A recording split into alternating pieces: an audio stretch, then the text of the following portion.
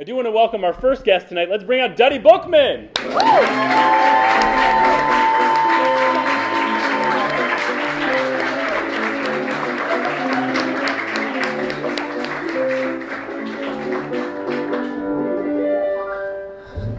All right, Dutty, how are you? Cozy. Good, good. Yeah. All right, so tell us a little bit about yourself. I know you're an activist, you're an author, you have a radio show. Do you really know that I'm an activist? Yes.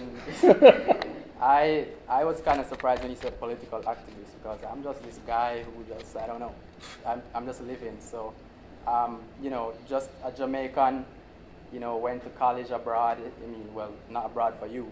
But abroad for you. Florida. Yeah.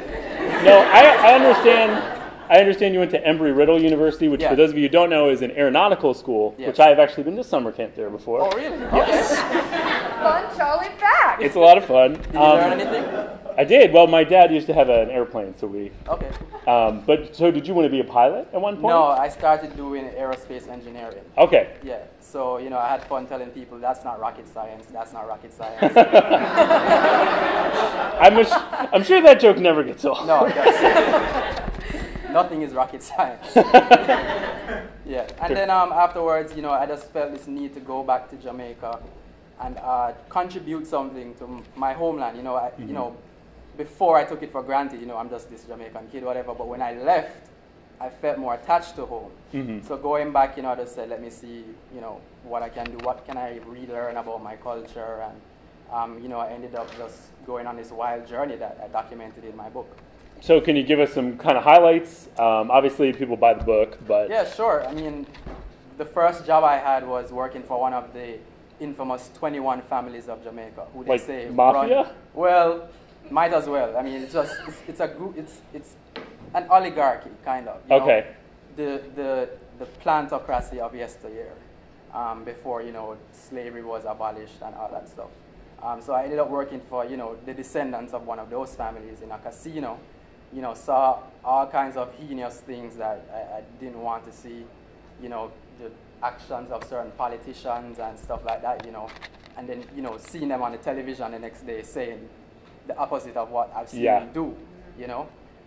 You know, afterwards I ended up going to work for the family of Bob Marley. Oh, wow. So I was the communications coordinator for the Bob Marley group of companies.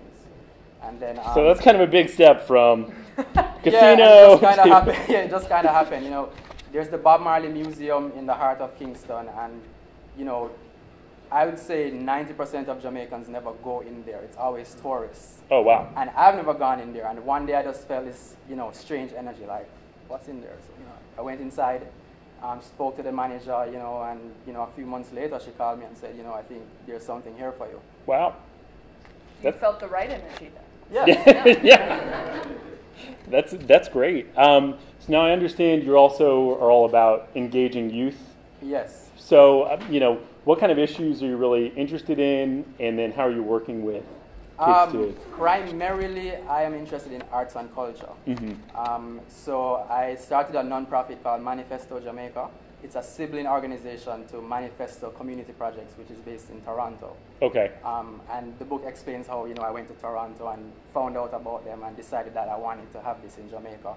And a group of us got together, you know, some really bright young individuals in Jamaica, and we started this organization. We do an annual festival of arts and culture every year now. So that's how I'm working, you know, especially like in the inner cities, like Tivoli Gardens, where they just extradited, you know, the Don, you know, the US came in there and got him and took him back out, and the community is in turmoil now because he was their head. Right. You know, despite the horrible things that, you know, he may have done. But sure, but he was he was the father figure. So there's a void now, and it's just, you know, it opens up for more chaos.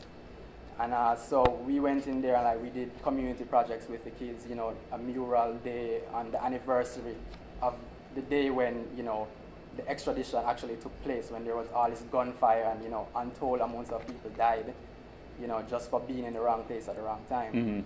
And so, you know, the kids have a trauma, so we try to go in there every now and again and do work with them. Wow, well that's huge. Let's give it up for that real quick.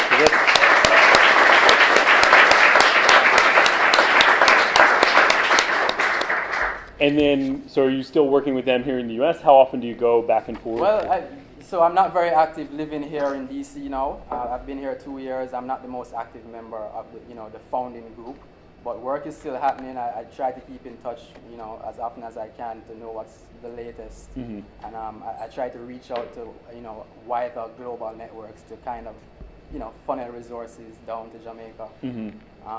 And still in Toronto too, right? Yeah, and in Toronto. I'll actually be there next week. Okay, good.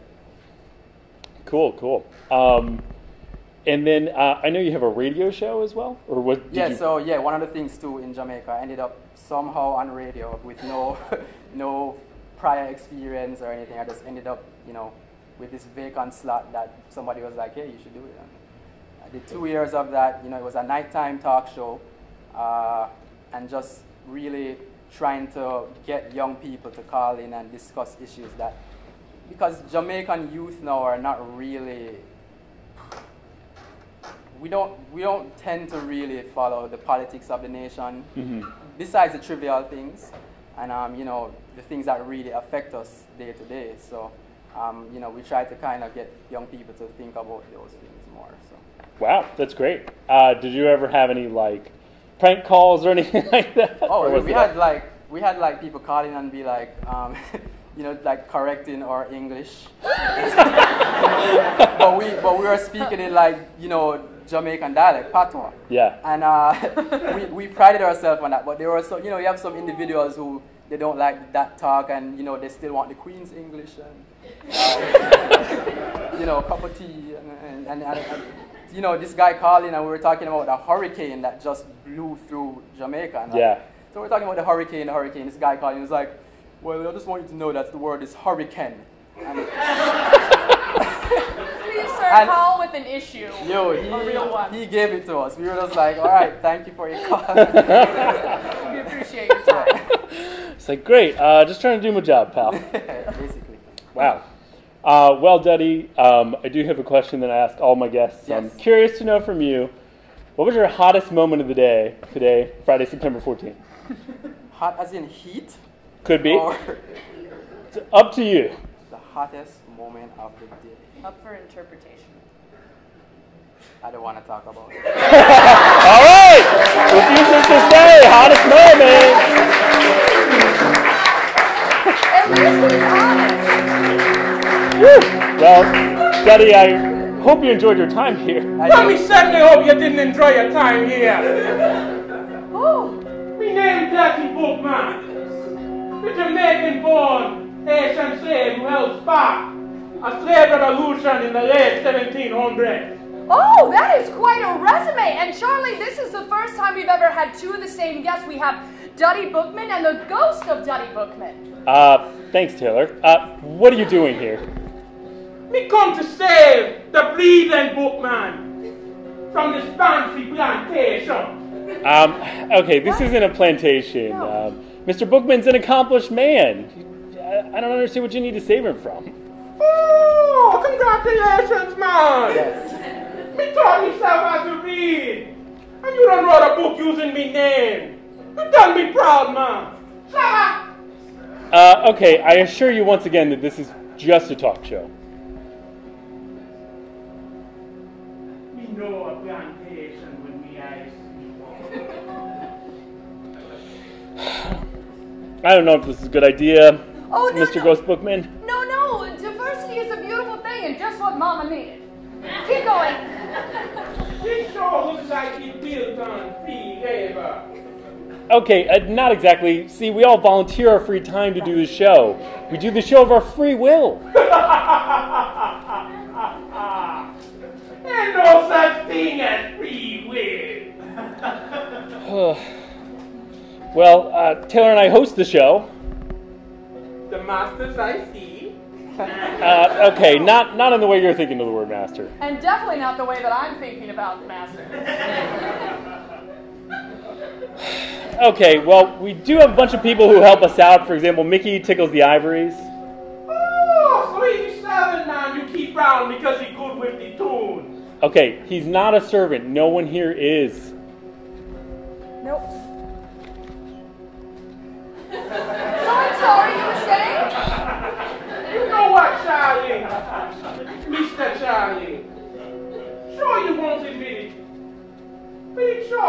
like a plantation round here. Even the neighborhood. John Penn looks like he done been around here already. That explains the lack of paparazzi now. You know what? I'm out of here. Reed and Bookman, you can stay if you want to. But I'm escaping this plantation.